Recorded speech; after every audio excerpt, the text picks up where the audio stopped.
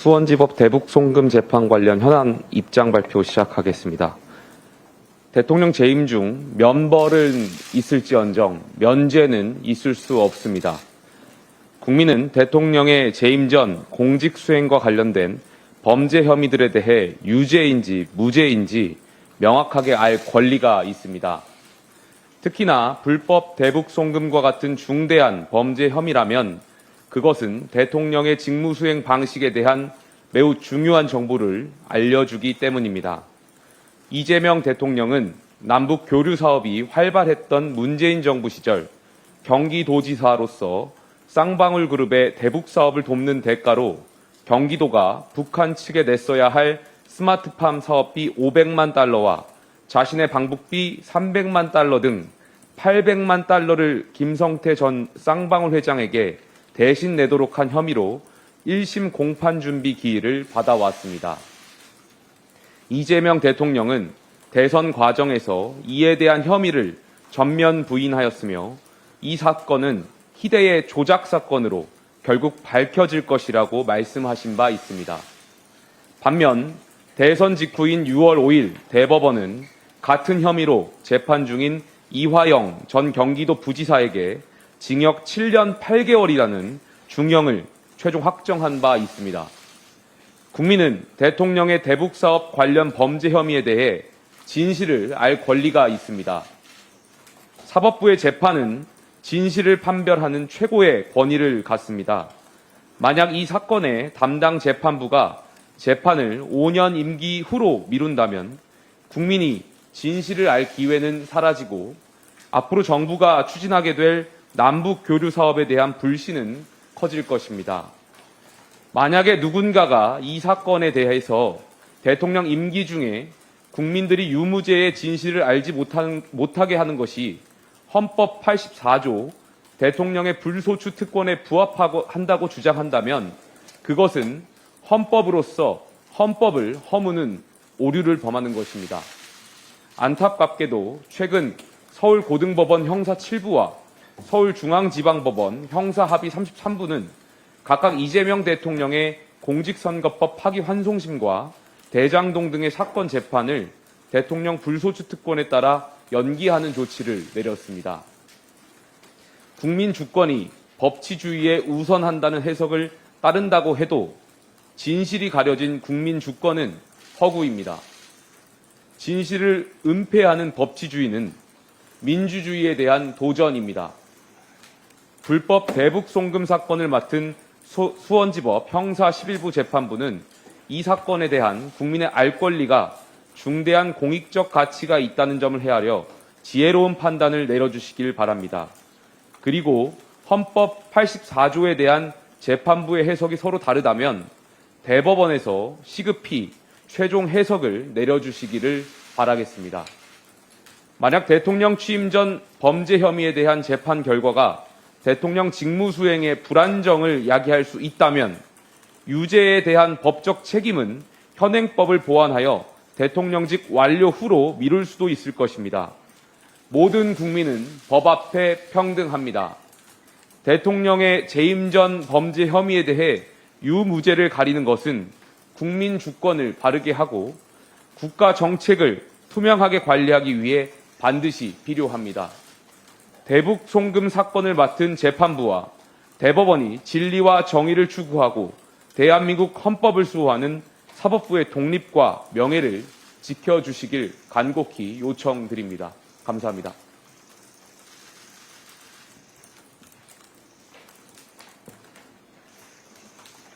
질의응답 있으시면 몇 가지 질문 받겠습니다. 네.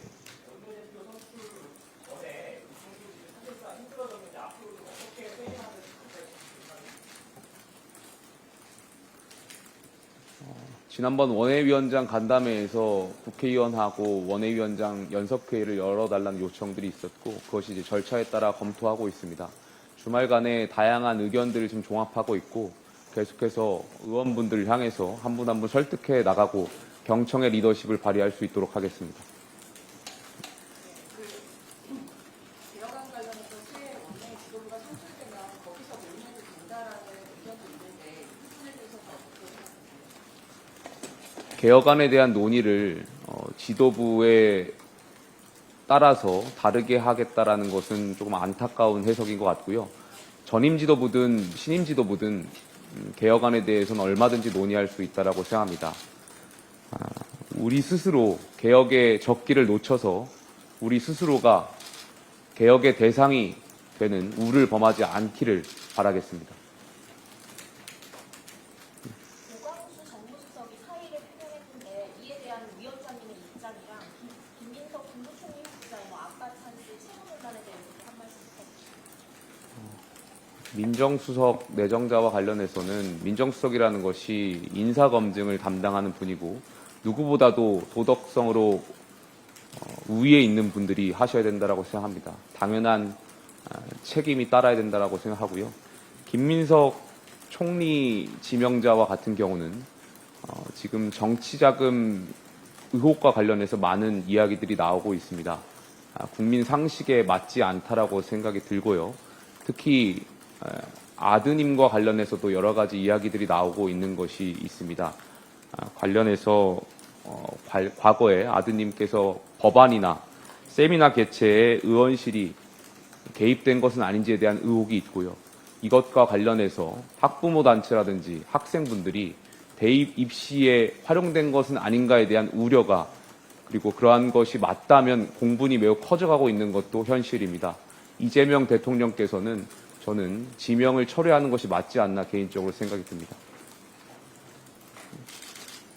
오늘 아침 라디오에서 원내대표 출마하셨던 송원석 의원께서 탄핵 장동 무효화에 대해서 반대 청탁으로 개혁안을 스스로 총의를 보여야 한다고 하셨는데 어떻게 보십니까? 다시 한번 강조하지만 우리 스스로 개혁의 시기를 놓쳐서 우리 스스로가 개혁의 대상이 되지 않자는 말씀을 다시 한번 드리겠습니다. 저는 탄핵 반대 당론 무효화에 대해서 많은 의원들이 많은 말씀들을 주고 계십니다. 그렇다면 저는 당원 여론조사 같은 것을 통해서 전 당원께 한번 의견을 물어보는 것도 굉장히 중요하다라고 생각이 듭니다. 송원석 원내대표 후보께서 말씀하셨던 것처럼 지난 계엄 이후에 많은 지지층들께서 탄핵을 반대하기 위해서 노력해왔고 헌법재판소에 절차적 문제를 제기했던 것도 저는 존중합니다. 다만 그 이후에 헌법재판소에서 대통령 파면 결정이 전원으로 이루어졌었고 그렇다면 우리도 우리 당이 어떠한 입장을 취할 것인가도 굉장히 중요한 문제인 것 같습니다. 이 부분에 대해서 당원 여론조사를 통해서 당원 여러분들께 그 의견을 묻는 것이 어떨까 하는 생각이 있습니다. 당원 여러분들께서 탄핵 반대 당론 무효화를 원치 않으시면 저도 철회하겠습니다. 다시 한번 의원분들께 간곡히 요청드리겠습니다. 탄핵 반대 당론 무효화와 관련해서 당원 여론조사를 실시할 수 있게끔 힘을 모아주셨으면 좋겠습니다. 위원장님 지금 말씀하신 게 좋은데요.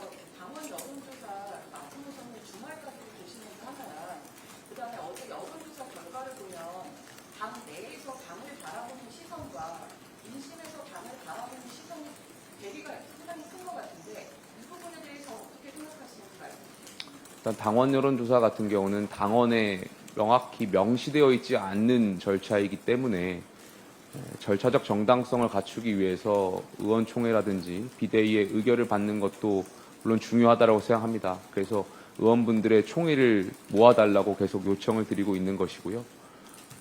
저는 당심이 민심하고 다르지 않다고 생각합니다. 당원분들이 늘 현명하고 똑똑하고 옳다라고 생각합니다. 저희가 지난 후보 교체 과정에 그 잘못을 제대로 바로 잡아주셨던 것들도 당원분들이셨습니다.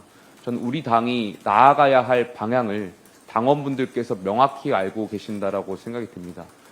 제 개혁안에 대해서 특히 탄핵 반대 당론 무효화와 관련해서 당원들의 의사를 묻는 것이 굉장히 중요할 수 있고 제 개혁안이 당원분들의 의사에 맞지 않다면 저도 당장 철회할 생각이 있습니다. 저도 사실 헷갈립니다. 저도 비대위원장으로서 우리 당이 나아가야 할 방향, 개혁안들을 고민하고 제시하면서 매 순간 저도 헷갈린 순간들이 있었습니다. 그렇다면 그 방향에 선명성, 방향성을 잡기 위해서 당원분들께 의사를 물어보는 것이 저는 민주주의의 한 방법 아닐까 생각이 듭니다. 의원총회가 제적으로 10분의 1 이상이 유보하면은 열릴 수 있는 걸로 아는데 지금 그 정도도 안 모이고 있는 건가요? 그거는 원내대표실에 문의해 보셔야 될 것 같습니다. 두 가지 질문 드리는데 지금 다들 비대위원들께서 삭제하신 상황인데 지금 위원장께서 통으로 지금 남아계시는 상황인데 그럼 다른 또 남은 기간 얼마 없지만 10월 말까지라도 국회의원 인사가 있으신지 여쭤보고 그 이전에 위원장님께서도 당내에서 개혁 의지가 있으신지 모르겠다 이렇게 말씀 주신 적 있었는데 좀 당의 결국 많은 위원님들께서 약간 그런 개혁안에 대해서 지지부진한 그런 태도를 보이면서 당 안팎에서 뭐 심하게는 당이 망하는 것도 가도 되는 자주적인 목소리까지 나오고 있다면 이거에 대해서는 어떻게 생각하세요? 첫 번째 질문이 다시 한번 요약하시면. 비대위원 예. 저는 제 임기를 한 번도 고민해 본 적이 없습니다. 지난번에 현충원에서였을까요? 기자님들하고 질의응답 과정에서도 말씀드린 바와 있듯이 저는 개혁을 완수해야겠다라는 의지가 굉장히 강했고 이 개혁을 완수하지 못한다면 제 임기가 의미 없다라는 말씀을 다시 한번 드리겠습니다.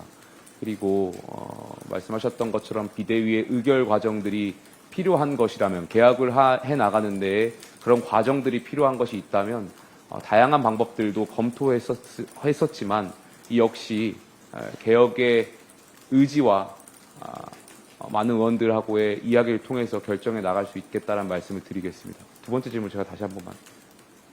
이제 그 당내 의원님들께서 또 개혁에 대해서 약간 부수적인 그런 태도를 취하고 계시는 분도 있고 세신을 말하면서도 약간 부수적인 방향성을 보시고 못한다거나 위원장님께서 제시한 모든 개혁안에 대해 부정적인 입장을 취하고 계시는 측면이 있어서 당 안팎에서도 당이 망하는 길을 가고 있다는 자구적인 목소리가 나오고 있는데 이런 정책적인 상황이 어떻게 저는 저희 당이 이번에 대선에 패배했습니다. 패배했으면 오답 노트를 제대로 작성해야 된다라고 생각됩니다. 여러분들께서도 그 오답 노트를 아마 작성해 보셨을 텐데요. 그 오답 노트를 작성하는 과정이 그렇게 기쁘거나 마냥 즐거울 수만은 없다라고 생각합니다. 당연히 뼈를 깎는 고통으로 내가 왜 틀렸지? 내가 왜 잘못했던 것인지 이런 데에서 다양한 의견들이 있을 수 있고 그 과정에서 당연히 갈등이 있을 수 있다라고 생각합니다. 하지만 그 갈등을 피하기 위해서 우리가 오답 노트를 적는 것을 피할 수 없다라고 생각이 됩니다. 그렇게 된다면 또 틀리겠죠. 저는 지금 당장 다양한 의견들이 있고 갈등이 있다고 하더라도 우리가 대선에서 패배했던 것에 대한 잘못과 반성을 제대로 인지하고 바뀌어 나갈 의지가 국민들께 보이는 모습이 더 중요하다라고 생각이 듭니다. 제가 지난번 상임고문단 회의에서 말씀을 나눴는데요. 그때 한 상임고문께서 이런 말씀을 주셨습니다. 수신제가 치국 평천하라는 말씀을 주셨습니다. 우리 스스로가 잘못에 대한 원인과 사유를 제대로 분석하지 못하는데 어떻게 이재명 정부의 대여 투쟁을 높일 수 있겠습니까? 저는 우리 당 내부를 먼저 잘못을 반성하고 그리고 개혁하고 그래야만 이재명 정부의 삼권 분립 위협과 방탄 3법 그리고 헌정 질서 파괴에 대해서 강력하게 대여 투쟁이 이어나갈 수 있다라고 생각합니다. 그리고 그 과정이 있어야 많은 시민들과 국민들께서 국민의힘이 정말 대한정당으로서 이재명 정부와 민주당을 견제할 번경한 정당이라는 것을 인지하실 수 있을 거라고 생각이 듭니다. 현안 관련해서 사특검이 임명이 됐는데요. 이 부분에 대해서 좀 어떻게 보시는지 여쭤봅니다. 특검이라는 것이 공정성이 매우 중요하다라고 생각합니다. 받아들이는 입장에서도 공정한 수사가 이루어질 수 있겠구나라는 것이 전제됐을 때 많은 국민들이 특검에 대한 결과를 수용할 수 있을 거라고 생각이 듭니다. 하지만 어제 지명된 분들을 보면은 민주당 성향이 강하거나 친여 성향들이 강한 인사들로 지명되었던 걸로 제가 기억을 합니다. 그렇다면 특검이 어떤 수사를 내놓는다고 하더라도 과연 국민들께서 납득하실 수 있을까에 대한 의문이 있고, 그것이 과연 이재명 정부가 첫날부터 이야기했던 국민 통합과 어떤 연관성이 있는지 묻고 싶습니다. 여기까지 하겠습니다.